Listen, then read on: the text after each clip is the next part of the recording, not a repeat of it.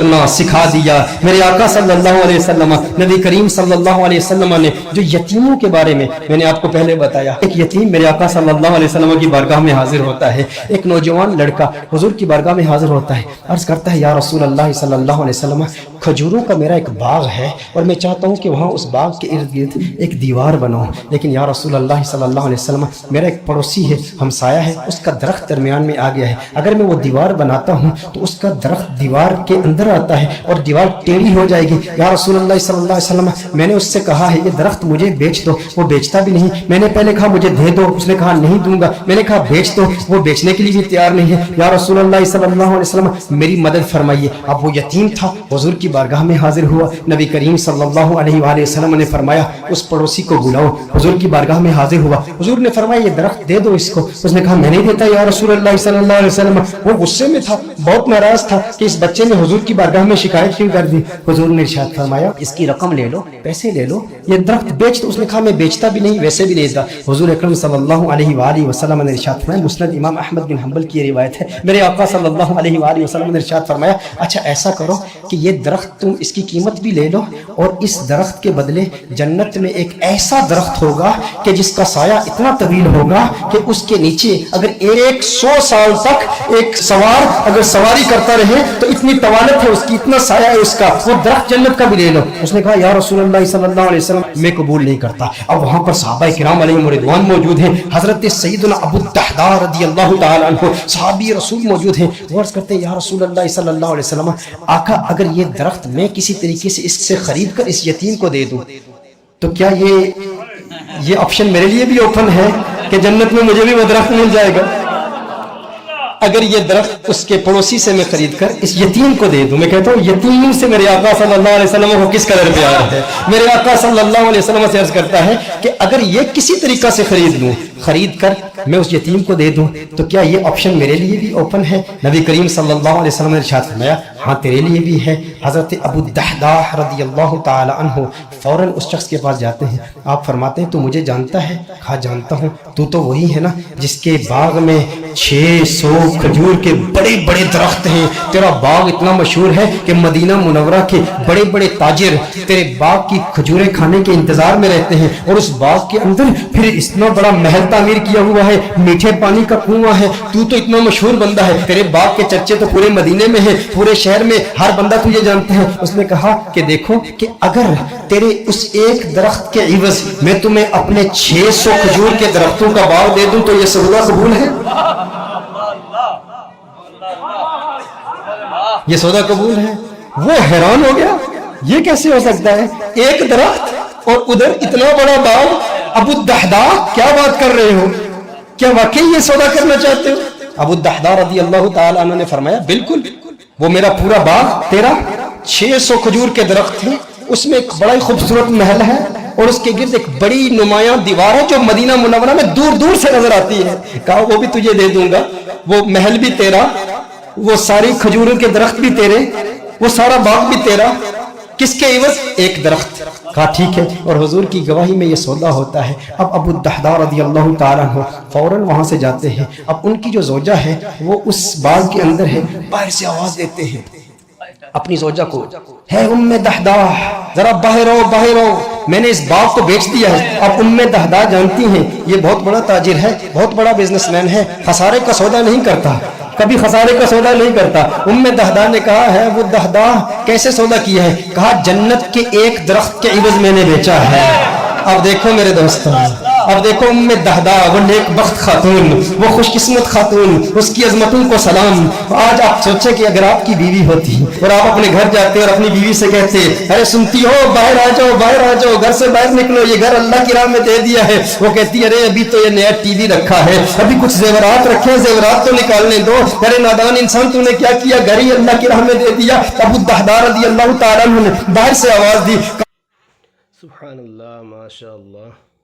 ایک جنت کے درخت کے عوض ام دہدا نے یہ بات سنی، کہا تو نے بڑے منافع کا سودا کیا ہے، بہت منافع کا سودا کیا ہے۔ ام دہدا فوراً اپنے بچوں کو پکڑ کے اس گھر سے باہر نکلتی ہے، باغ سے باہر نکلتی ہے۔ اب ننھے بچوں کے ہاتھ میں کچھ کھجوریں بھی ہیں، کھجوریں ان کے ہاتھ سے نکال کے کہتی ہے اب یہ کھجوریں ہماری نہیں ہیں، میں نہیں چاہتی کہ کوئی ایک کھجور اللہ کے راہ میں دیے گئے مال سے میں اپنے جیب میں رکھ لوں، تو لے لے، کہیں اس کی وجہ سے جنت کے درخت میں ہمیں خسارہ نہ ہو، کہیں جنت کے درخت سے محروم نہ ہو جائے۔ سبحان اللہ سبحان اللہ۔ ساری کھجوریں لے کر باغ کے اندر رکھ جاتی ہے۔ کہا کہ اس کا ایک ننھا بیٹا تھا، اس کے منہ میں ایک کھجور تھی، منہ سے کھجور نکال کر فوراً باغ میں رکھ دی۔ کہا اللہ اکبر سبحان اللہ۔ اب اس پر ہمارا کوئی حق نہیں ہے، یہ اللہ کا مال ہے، اب ہم نے اللہ کی راہ میں دے دیا ہے۔ اب اس پر علماء کے دو قول ہیں، ایک معروف قول کی روشنی میں عرض کرتا ہوں کہ ابو الدحداء رضی اللہ تعالیٰ عنہ کے اس باغ کے علاوہ ان کے پاس اور کوئی باغ بھی نہیں تھا، ان کے پاس اور کوئی دولت بھی نہیں تھی، ان کے پاس اور کوئی مال بھی نہیں تھا، لیکن ابو الدحداء رضی اللہ تعالیٰ عنہ حضور کی بارگاہ میں پھر حاضر ہوتے ہیں، عرض کرتے ہیں یا رسول اللہ صلی اللہ علیہ وسلم، آقا یہ سودا پکا ہے نا، آقا یہ سودا پکا ہے نا؟ نبی کریم صلی اللہ علیہ وسلم خوش ہو جاتے ہیں اور حضور خوش ہو کر فرماتے ہیں کم من عزق رداح لأبی الدحداء فی الجنہ، کم من عزق رداح لأبی الدحداء فی الجنہ، کم من عزق رداح لأبی الدحداء فی الجنہ۔ راوی کہتا ہے حضور بار بار پڑھ رہے، مسلسل پڑھ رہے، مسلسل یہ جملے کہہ رہے، ہے ابو الدحداء تیرے لیے جنت میں کتنے درختوں کی، کتنی ٹہنیوں پہ کتنی کھجوریں، مالا مال ہے تو۔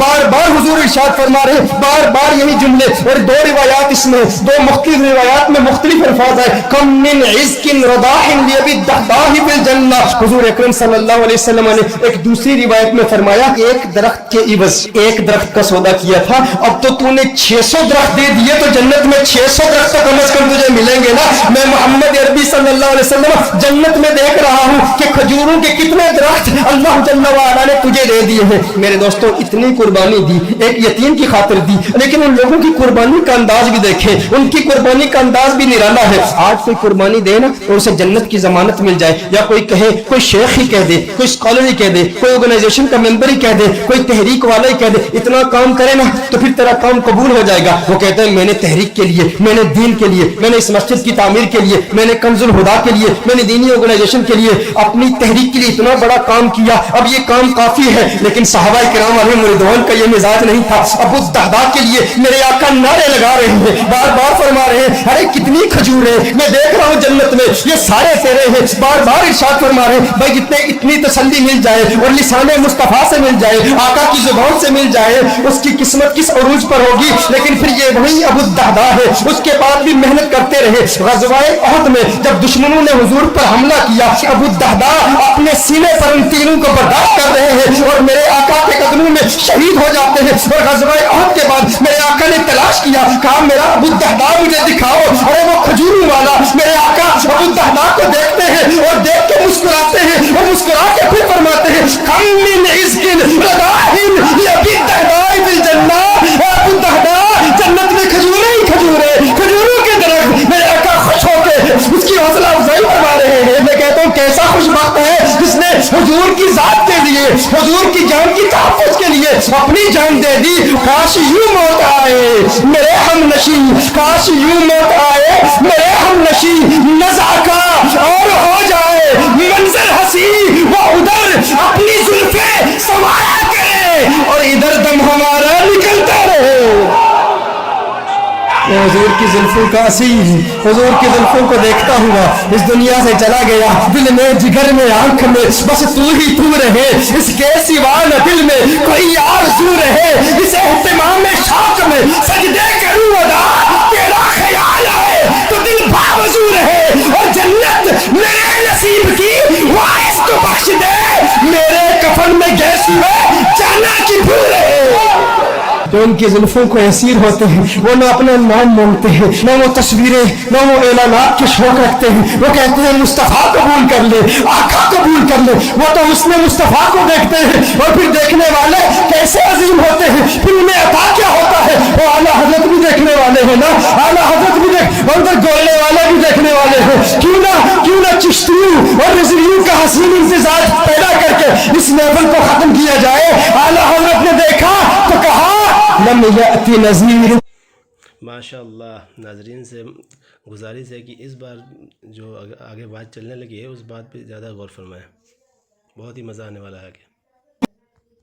فی نظر مثل تم شد پیدا جاننا جگراج کو تاج تو ہے سرسو ہے تجھ کو شہ تو سرا جاننا انفیت شد و سخا کا عتم ہے گیسوے پاک ہے ابر کرم پر سنہار رم جم تو بوند ادھر بھی گرا جانا۔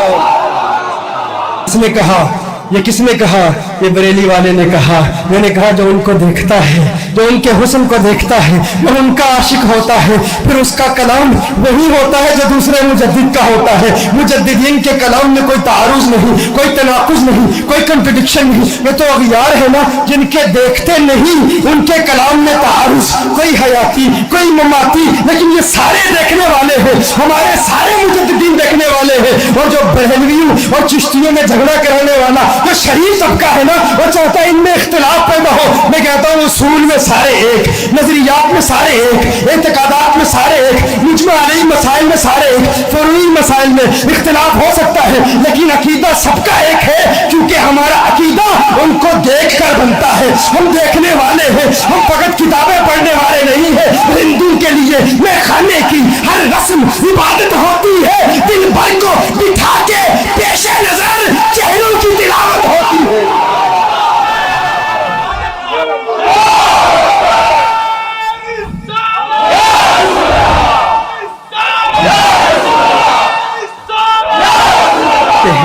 وہ تو ان کے حسن کو دیکھتے ہیں۔ تو بریلی والے نے دیکھا، دیکھ کے کیا کہا لوگوں دیکھیے اب کلام میں ہم آہنگی کیسی ہے، نظریات تیور دیکھے، انداز ایک جیسے، صنعتیں تو جاوید القادری صاحب جانتے ہیں ہمیں بتائیں گے۔ کہا لم یأتی نظیر کفی نظر مثل تم شد پیدا جان جب راج کو تاج تو ہے سرسو ہے تجھ کو شہید سرا جان انفیت شد و سخا کا عتم ہے گیسو پاک ہے ابر کرم پر سنہارے رم جم تو بوند ادھر گرا جانا لقب بدر فی الوجہ الاجمل خط حال ما ذوالف ابر اجل۔ یہ کس نے کہا؟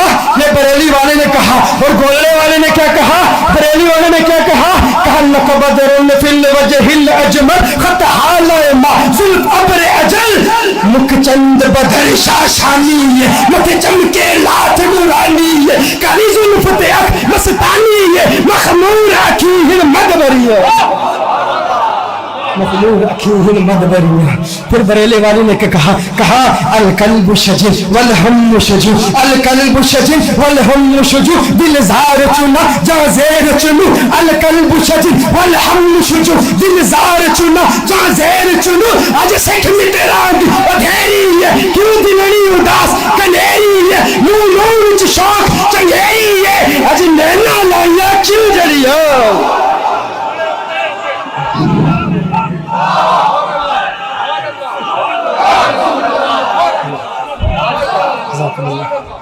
بریلی والے نے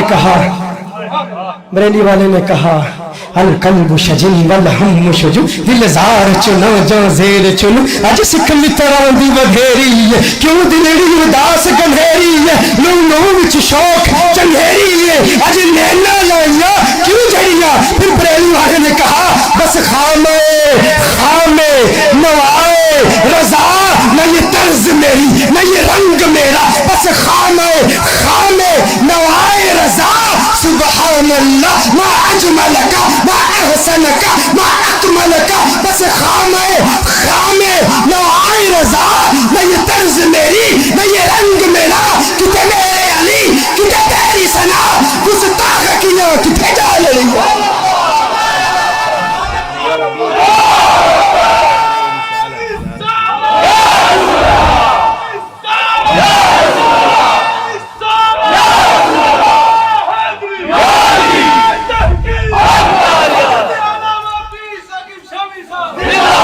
کسی نے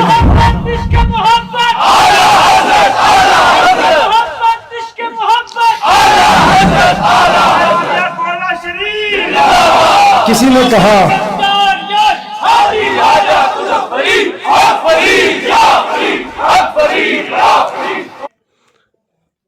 ماشاء اللہ پیر شاکر شامی صاحب بہت ہی بہترین بیان کرتے ہیں، آپ لوگ دیکھ کے سن کے جان چکے ہوں گے۔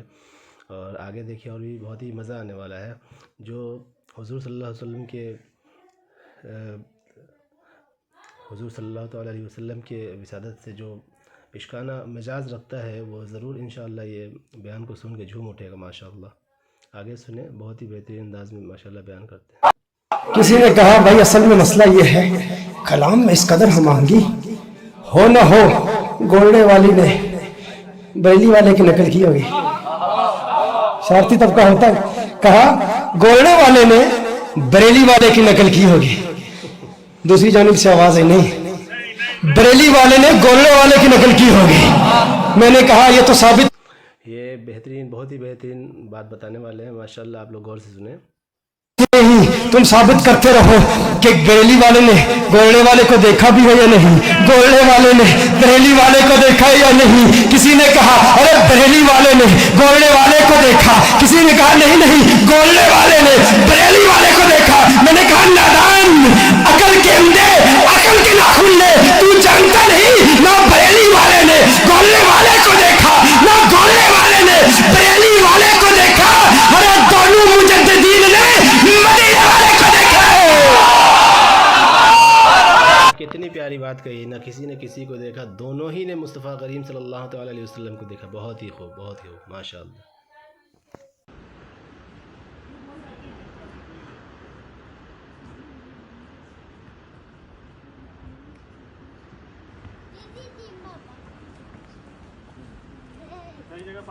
اسی